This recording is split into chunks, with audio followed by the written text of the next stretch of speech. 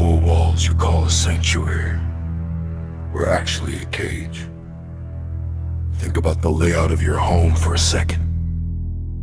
Every hallway, every closet, every dark corner under the stairs.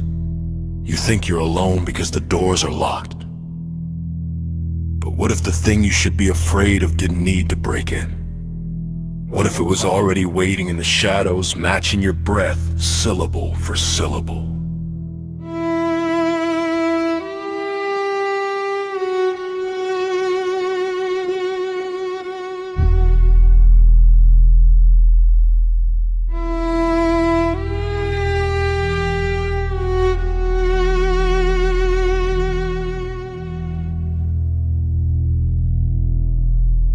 Welcome to Shadowland, a place where darkness breathes and silence speaks.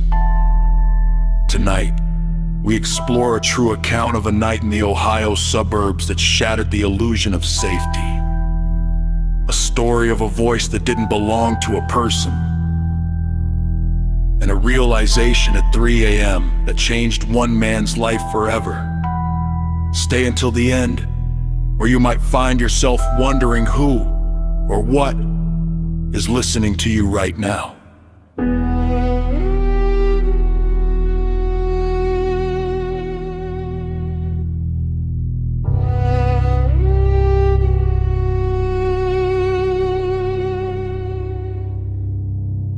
It started on a Tuesday.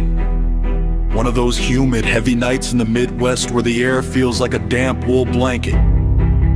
My wife was away visiting her parents in the Appalachians, leaving me alone in our two-story colonial. The house is old, but I've always found its creaks comforting. Until that night, I was in the kitchen pouring a glass of water when I heard it, a soft, melodic hum coming from the basement. I froze. The hum was familiar. It was the lullaby my mother used to sing to me. But my mother has been gone for 10 years. I walked to the basement door, my hand trembling on the knob. Hello? I called out, my voice sounded thin, fragile. The humming stopped instantly. Then, a voice replied. It sounded exactly like my wife. Honey, can you come down here? I found something. What if washed over me so fast I almost laughed? She must have come home early to surprise me. She must have gone straight to the basement to check on the laundry. I opened the door and started down the wooden steps.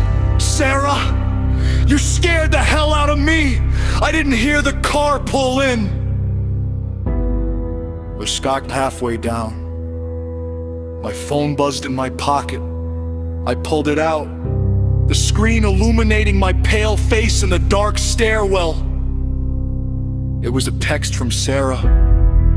It was a photo of her and her mom at a diner 300 miles away. The timestamp was from 30 seconds ago.